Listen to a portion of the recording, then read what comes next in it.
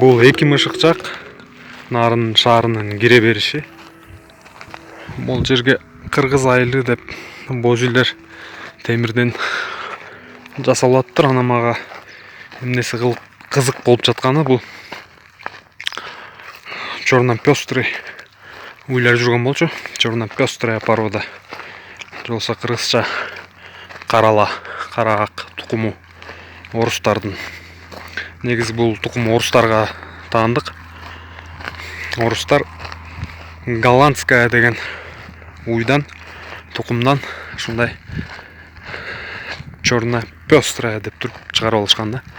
Анан ушул жерде бир жолдун чекесинде такай өтүп бараткан сайын ондой чакты черно-пестрый уйларды көрүп калаткан болчумун. Анан эсине жолугуп кандай эмне деп сурайын дегем да. Сурай берем, сен сүйлөп жооп бере берсең болот да. Достор, мына нарындын чекесинде кире беришинде да эки мышыктын жанында ушундай жайыт жери бар. Анан черно-пестрый тукумундагы уйлар былтыр алып келдик деп атасыңар, бир баш канчадан айланды дейсиң ошондо? 185. 185тен, Булар каяктан келиптир?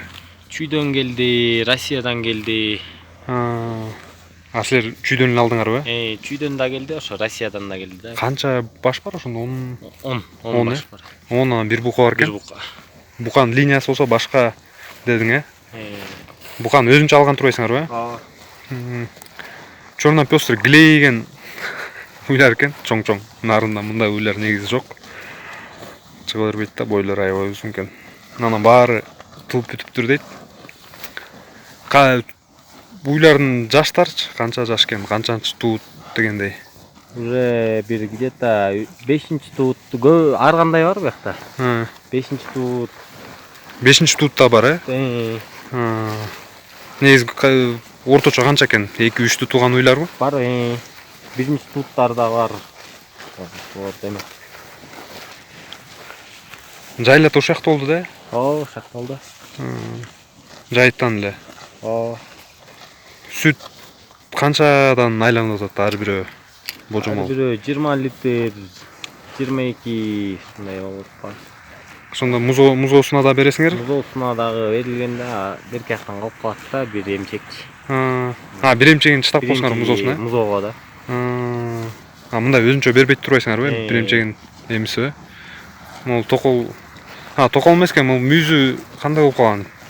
Кесилген го, же мүйүзү ушундай кыска чыгып турбу? Мүйүзү кыска чыккан да.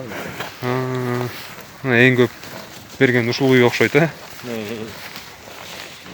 Жакшы экен.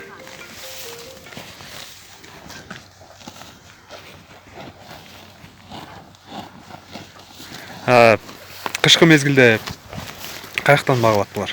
Кышкы мезгилде Нарынга барат дагы, Нарында сарай бар. Эмет жаза алып, жылуу, жеми даяр, бүт чөп даяр. Ошактан берилип, ошактан аппарат менен сабылып эметилет. Кышкы мезгилде дагы? Канча убакыт сабап атасыңар негизи? Негизи жаңы тууганда 3 мал сабап атабыз.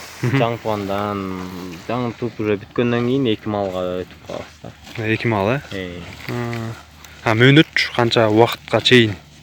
Мисалы 6 ай, 7 ай деген сыяктуу. Ошондой. Саган мөөнөтү да биринчи сабап атасыңар да булар да? Биринчи бияка келип тууп атат да? Былтыр жөн эле кыштаган? Кыштаган. Негизи быйыл канчага чейин сайын деп жатасыңар? Дагы байып кеткичектүү, Буларды байбайт да. Берген ойдон, ошо ойдон жүрөт да. Боз болсо деле бере берет. Барганда, Нарынга барганда жем жейт турбайбы?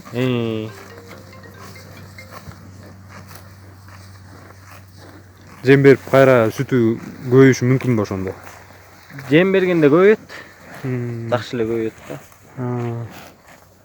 Жакшы. Сүттү кандай өзүңөр барып өткөрөсүңөр? Мен өзүм өткөрөм. Заводко барып эле. Эртең менен канчада бүтөт дойка? Дойка эртең менен 7-де бүтөт, 6-да туруп саап. 1 саатта саап болсоңуз. Сааттын ичинде эле саап. Андан кийин түс түз эле нарынга барып туруп өткөрүлөт. Тиги заводко, Заводко эле. Ортомчуларга бербей турбайсыңарбы? Жок, жактан. Заводко канчадан өткөрүп атасыңар? Заводко жирнайска жараша болот. Жирнайс канча чыгат? Жирнайс 3-4. 3-4 чыгып атабы? Жакшы. Башка биздин уйлар чыгат экенби 3-4 же чыкпайт экен? Уйлар чыкпайт. Чыкпайт экенби? 3-4 чыгып атат вообще? 3-4 мен акта рекордто койгом да 3-6 кылып тур. 3-6 кылып? Эң чоңу 3-6 да. Жакшы. Жем менен багып атканда ушундай. Жирнайс. Жакшы. Майлуулук 3-4 экен азыр, Башында 3-6 болду, 3-6 болду башында. Орточо күн сайын канча сүт чыгып атат? Күн сайын 100 литрден чыкшат. 100 литр, 100дөн өйдө болду. Ошондо тияк кандай болуп калат экен? Мисалы 3-4 майлуулук канча сом менен айланат экен 1 литри? Эми 3-6сы 3-6 болсо эме сом болот, 30 сом болот. Охата. Ошонтип 1 сомдон ылдыйлап кете берет да жирнайс мененчи. Азырчы ушул тапта канча сом болот? Азыр деген 30 сом болот. 30 сом менен өткөрүп атасың, Жакшы. Бизден болсо жөн эле алдап эле 20 сомдон алып кетип атышкан турабы? Айтпай эле сурасаң, канча сомдон өткөрүп атасың десең, 19 сом, 20 сом, 21 сомдон депчи. Алардын эмесинде болуп атат да, жирнайс чыкпай атат алар. Канча чыгып атат эми ошо өткөргөндөрдүкү? 2-8 чыгат, ушундай эле чыгат да ал уйлар. Жем жебейт, же эметпейт. 2-8 майлуулук заводдо канча сом менен айланат экен 1 литри? 20 сом ушундай эле болуп калат, 19. Ошондой эле болуп калабы? Жок, 20 сомдон алып кетип атышпайбы? Кандай болуп калат ага? Тигилерге бир где-то Жок, мен уктум да, негизи 26-25 менен айланат экен депчи. Ошондой айланып калат. Анан эгерде алар 19 сомдон 20 сомдон алып атса аларга түшүп кетти. Мисалы менден 20 сомдон алып кетет. Демек нар жактан көбөйтөт да. Мен жакта башка дагы алган киши бар, ал дагы 20 сомдон алат да. Мен уккам негизи 26дан депчи, бирок майлуулук жактарын билбейм да, канча эмнеден кошулат депчи. Демек 20дан алып атса нар жака 4-5 сом кетип атат да. Бирок сеники рекорд экен да.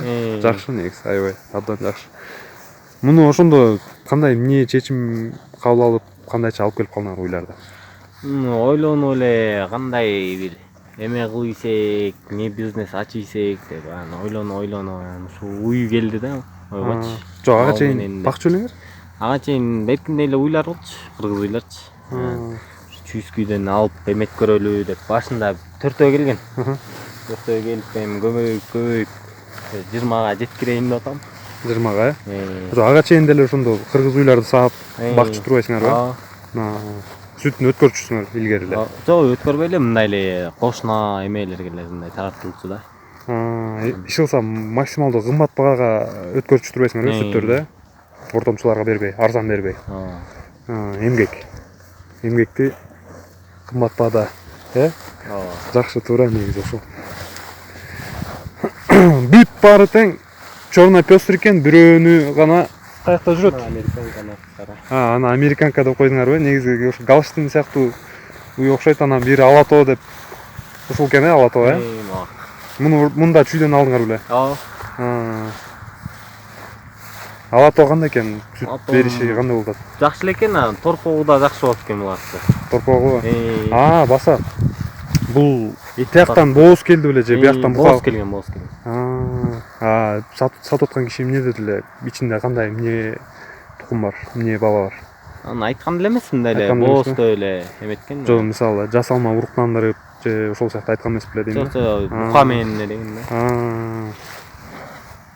Уруктар менен деле чыгып атат, анча мындай 100% болбойт экен да. Уруктандырдыңарбы? Эметкөрдүк. Канча бир 10 жолу эметкөрдүк го негизи, мындайчы. Жакшы болбойт экен да. Жакшы болгон жокпу? Жакшы болбогондон кийин эметип салдык, бука алып келип эле. Бука менен эметели. Уруктан кандай чыкпай койдубу?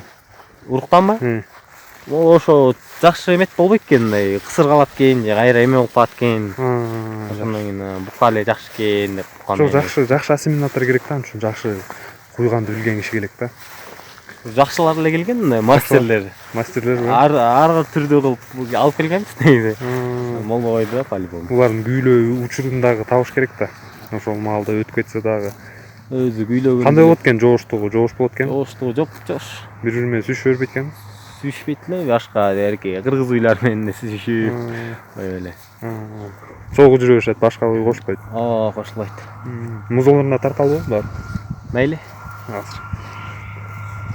Дарт маселеси кандай болот экен, ооруп келгенде көнө албай ушундай болгон жокпу? Кышкы мезгилде. Башында болгон жок, бирок булар мындай нежныйраак болот экен да, кыргыз уйга эмет карагандачы. Мындай бул мындай жакшы карап, мындай батестеп алыш керек экен да. Эмне дарттарга чалдыкты, мындай башка оорулар болгон жокпу? Туяктар ооруп, аксап деген сыяктуу. Туяктар ошо жана мындай элдер эле чаап маап, таш менен чаап маап салбаса эле, алган баары эле жакшы эле экен. Туут кандай болот экен? Жеңил болот экенби? Жеңил эле, өзүлөр туу эле, өзүлөр жалап эметип эле, өзүлөр турушуп болот экен, торпоктору чоң тууп туруп эле. Жардам берген жоксуңар? Жок, жардам берген. Азыр саанга баратышат булар. Музоолорун да көрөлү.